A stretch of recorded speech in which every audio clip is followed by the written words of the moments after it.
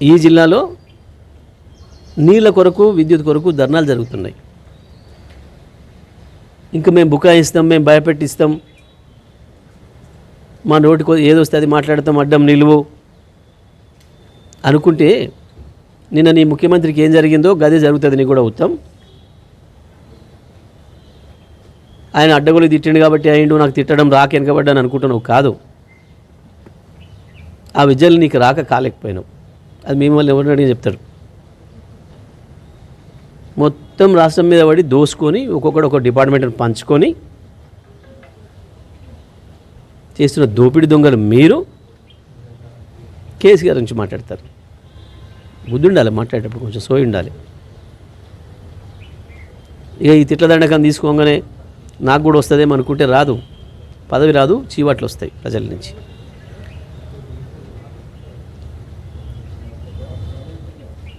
దమ్ముందా? మాట్లాడతావా? వాస్తవంగా నేను ఇవాళ నాగార్జునసాగర్ ఎడమకాల కట్ట మీదకి రావాలనుకున్నా. అక్కడి నుంచి నాకు మాట్లాడుతున్న రైతుల దగ్గరికి వెళ్ళాలనుకున్నా. కానీ రాత్రి నుంచి వర్షం ఉండటం వల్ల ఆగిపోయినా. లేకపోతే ఇవాళటికే అనేక మంది రైతులు మీ పాలకీడు ఒకసారి నేడుజర్లవో, ఒకసారి జానపాడవో, ఒకసారి నల్లగొండ కనగలిగి పోండి, లేదా తిరుమగిరి మండలం రా, ఆరోపల్లి, నూతనకల్, మద్దిరాల, ఆత్మకూరు, చివెంల, పెన్పాడ్,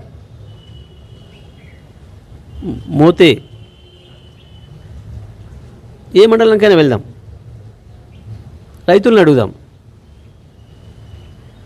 మీ పరిపాలన చక్కదనం ఎట్లుందో, మీ ఇరిగేషన్ శాఖ నిర్వాహకం ఏందో, ఎందుకు కాళేశ్వరం నీళ్ళు 4 ఏళ్ళ నుంచి వచ్చినా ఇప్పుడు ఆపినట్టు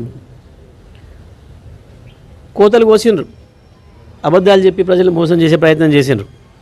కాళేశ్వరం నీళ్ళు రాలేదు, ఒక చుక్క కూడా, మొత్తం ఎస్ఆర్ఎస్పీ నీళ్ళే మేము తెచ్చిన ఎస్ఆర్ఎస్పీని మాట్లాడినరు.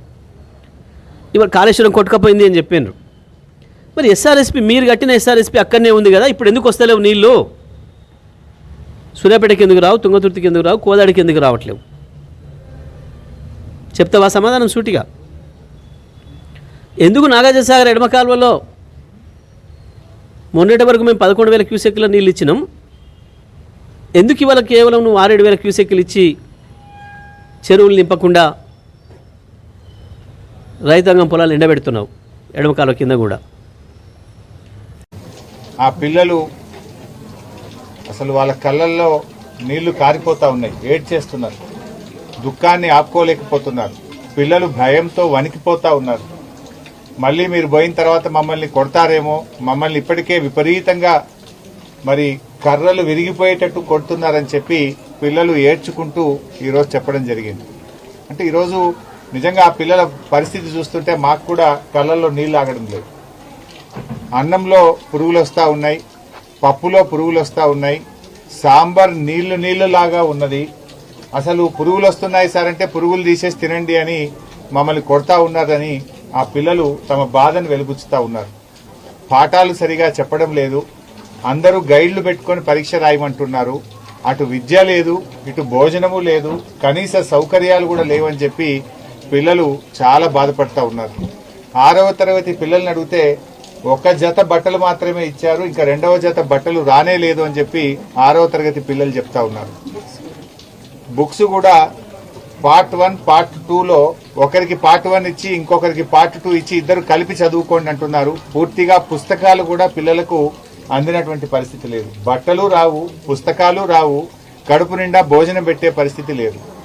ఇలా గతంలో కేసీఆర్ గారు సన్న బియ్యంతో కడుపు నిండా అన్నం పెడితే ఇవాళ గొడ్డు కారం పెడుతున్నారు. మీరు ప్రతిరోజు కోడిగుడ్డు ఇచ్చే మెనూను పెడితే వారంకు 2 రోజులు మాత్రమే కోడిగుడ్లు ఇస్తున్నారు. అది కూడా ఆ కోడిగుడ్డు కూడా నీళ్లు వాసన వస్తుంది, మేము తినలేకపోతున్నాము అని చెప్పి పిల్లలు చాలా బాధపడుతున్నటువంటి పరిస్థితి ఉంది. అంటే ఈ ప్రభుత్వం వచ్చిన తర్వాత గురుకులాలను, ముఖ్యంగా కస్తూర్బా పాఠశాలల్ని, ఎస్సీ ఎస్టీ బీసీ మైనార్టీ పాఠశాలల్ని నిర్లక్ష్యం చేస్తారు.